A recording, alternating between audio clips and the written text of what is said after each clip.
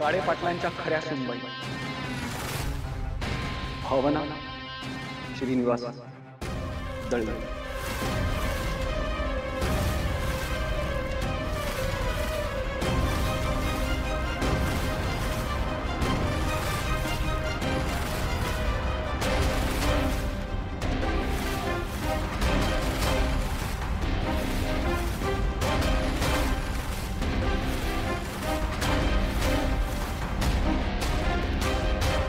तुमच्या प्रभागाची लेख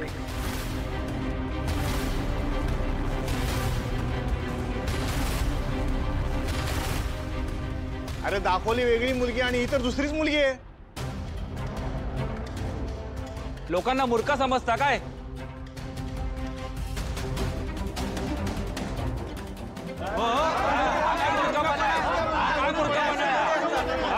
ऐकून घ्या माझा, प्लीज ऐकून घ्या। माफ करा, मला माहिती आहे की मी हे आधीच सांगायला पाहिजे होतं। भावना श्रीनिवास दळवी ही माझी होणारी बायको नाहीये, तर त्या माझ्या आधीपासूनच पाहिजे।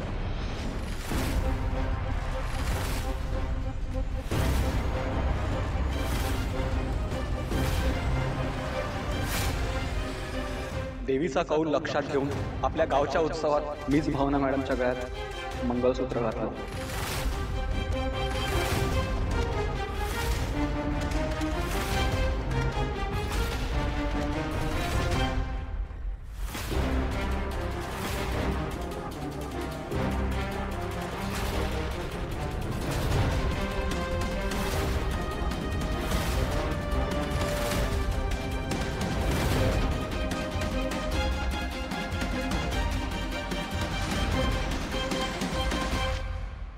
इतके दिवस भावना मॅडम बरोबर जे घडलं ते चुकीचं होतं हे आपल्या सगळ्यांना माहिती आहे, आणि त्यांच्या गळ्यात ज्यांनी मंगळसूत्र घातलं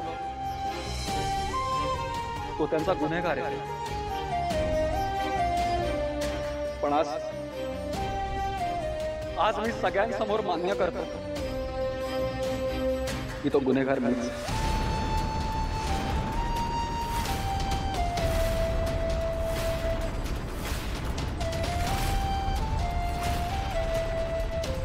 मला माहिती आहे मी हा अक्षम्य गुन्हा केलाय, पण याचं कारण एवढंच आहे की माझा भावना मॅडम अख्खं सासवड असत असेल आमच्यावर।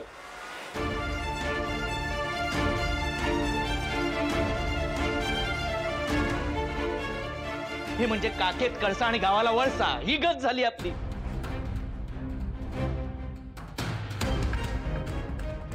या भावनाचं भविष्य कोणत्या मुहूर्तावर लिहिलं होतं देव जाणे।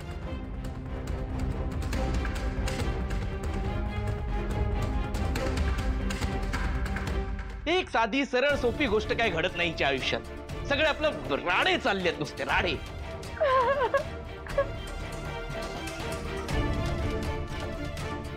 आधी त्या मंगळसूत्राचा वाली कोण तेच माहित नव्हतं, आणि आता भर सभेत त्या गाडे पाटलांचा मुलगा म्हणतो मी घातलं हिच्या गळ्यात मंगळसूत्र। काय चाललंय? संतोष, अरे तुझं तोंड जरा बंद करशील का? माझे कान किटले तुझ्या आवाजाने। नाही ठेवणार बंद। माझ्या आवाजाने तुझे कान किटले असतील ना, तर यांचे पराक्रम ऐकून परत जाशील काशीला।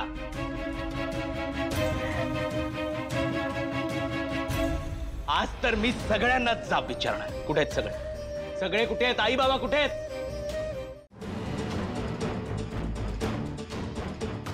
आई तू तरी समजून घे ना।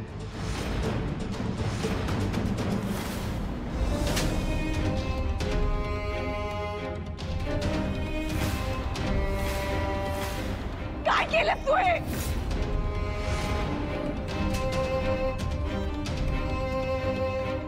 आणि का केलं?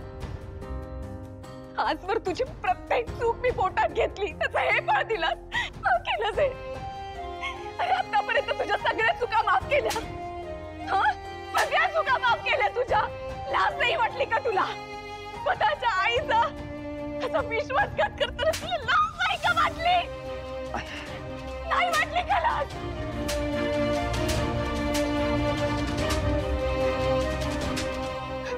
अरे तुझ्यामुळे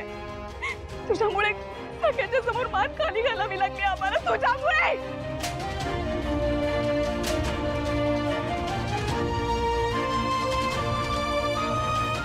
कुठे वीणा? काही तासांपूर्वी मी तुला हेच सांगत होतो ना की माणसाच्या रक्तात असतं राजकारण, पेशात नाही. तू सिद्धू सुद्धा त्यातलाच आहे. तेव्हा तुला माझा राग आला असेल, वाटलं असेल नवरा नेहमी पैशांचं व्यवहाराचंच बोलत असतो, याला नात्याबित्यांची काही किंमत नाही. किंमत आहे ती फक्त माझ्या परमपूज्य माननीय आदरणीय सासू सासऱ्यांना. अगं हे आत्ता तरी डोळे उघड, स्वतःचा नवरा किती शहाणा आहे ते समजून घे. हे बाकीचे सगळे एक जात बावळट आहेत, बावळट.